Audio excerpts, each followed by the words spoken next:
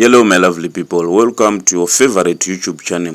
Kusangana kwatukuta zvakare pano paGibbs Diary TV patinoona news update akasiyana siyana ndika munyika yedu yeZimbabwe nemastreets social media. Kana uri munyowani pa channel ino chingo kusubscribe mahara wotena notification bell kuti patichadonedza video ndo chataya number 1 kuona video pa YouTube. Comment like nekushare tona takaonda nama neshamwari naika.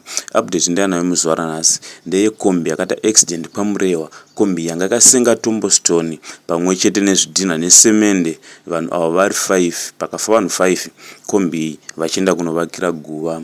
Zvinoratidza izvo kuti aiwa vana kufamba mune zvakanaka, saka tinongoti rest in peace imwe yavo izororero murugare.